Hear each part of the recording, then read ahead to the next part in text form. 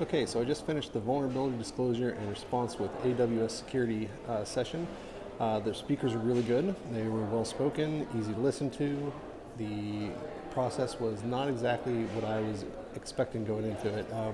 I expected more incident reporting. What do we do if we have an incident, and how does that process work?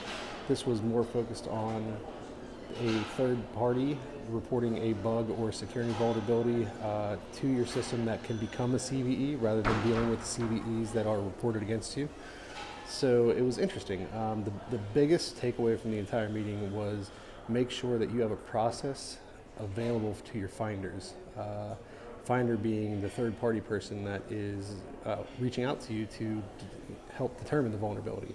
The finders, they iterated over and over again that the finders don't have any reason other than really the kindness of their heart to work with you and to work through the vulnerability or security report with you.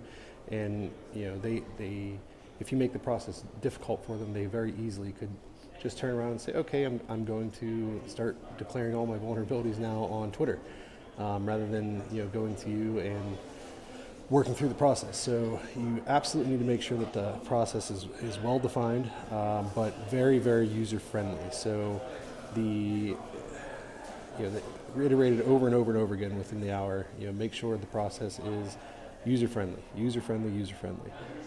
Make sure it's in a language that they can understand, because you don't necessarily have developers reporting those security vulnerabilities, and you don't necessarily want to leak internal language and internal code back to that finder. So there's a couple ISO security reads that they gave us that I'll definitely be looking into. The next question I have is, where does this help Elsevier, and how does this help Elsevier?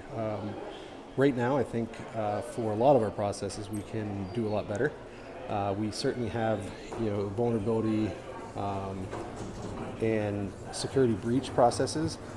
This is more separate, or in addition to that, where we can start involving our applications out to the public rather than just the paid subscribers of our applications. So thinking more along the lines of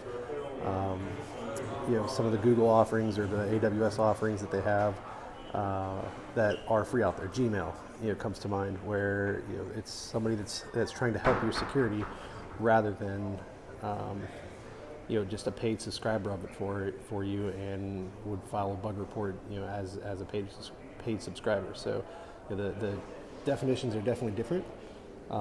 There's definitely a few good reads that are going to come out of it that I'll try and circle back and update everybody on later. But overall, I definitely have an action item to talk through with some of our security officers and start looking at what a management of a security vulnerability finder would be across Elsevier and across the platforms, not just the two that I work on. It needs to be a little bit higher level. For instance, all of Amazon has 2 security emails that they send to, one for the marketplace and one for everything else. So we probably shouldn't have one product wide, or for each product. It should really be Elsevier wide, I'm thinking.